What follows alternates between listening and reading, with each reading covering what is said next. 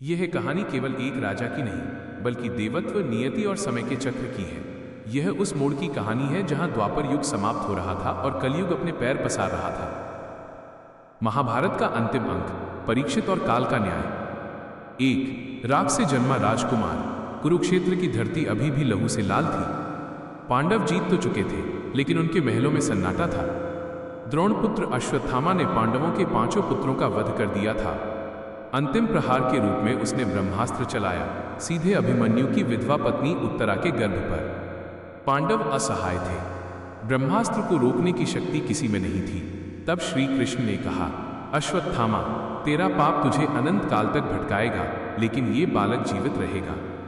श्री कृष्ण ने सूक्ष्म रूप धारण कर उत्तरा के गर्भ में प्रवेश किया और अपनी गदा से उस ब्रह्मास्त्र की अग्नि को शांत किया। जब बालक का जन्म हुआ, वो मृत जैसा था, लेकिन कृष्ण के स्पर्श मात्र से वो रो पड़ा। वो बालक था परीक्षित, पांडवों का इकलौता वारिस। 2 कलयुग का सामना। वर्षों बाद जब पांडव स्वर्गारोहण के लिए चले गए, तो परीक्षित को हस्तिनापुर का सम्राट बनाया गया। उनके राज्य में सुख शांति थी, लेकिन समय बदल रहा था। एक दिन परीक्षित आखेट शिकार पर निकले। मार्ग में उन्होंने एक अद्भुत दृश्य देखा।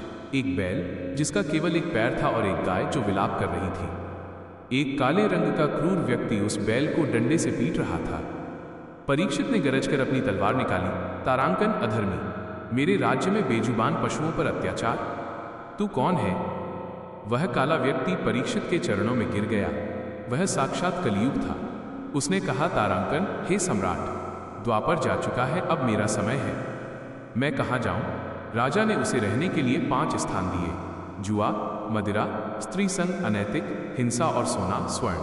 3 सोने का मुकुट और नियति का खेल। यहीं से कहानी में मोड़ आता है। परीक्षित ने स्वर्ण में कलयुग को स्थान तो दे दिया, लेकिन वे भूल गए कि उन्होंने स्वयं जरासंध का स्वर्ण मुकुट पहन रखा था।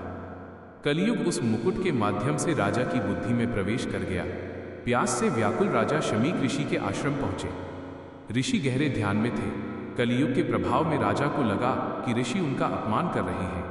क्रोध में आकर परीक्षित ने एक मरा हुआ सांप उठाया और ऋषि के गले में डाल दिया। जब ऋषि के पुत्र श्रृंगी को यह पता चला, तो उन्होंने क्रोध में आकर श्राप दे दिया, जिसने मेरे पिता का अपमान किया है, आज से ठीक 7वें दिन तक्षक नाग के डसने से उसकी मृत्यु हो जाएगी।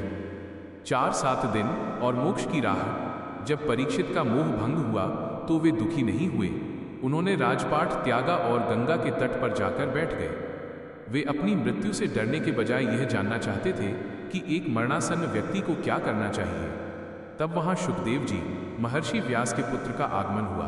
उन 7 दिनों में सुखदेव जी ने राजा परीक्षित को श्रीमद् भागवत महापुराण सुनाई। राजा ने अन्न जल त्याग दिया और केवल भक्ति रस का पान किया। 5 कहानी का अंतः अभय मृत्यु। 7वें दिन तक्षक नाग एक कीड़े का रूप धरकर आया और राजा को डस लिया।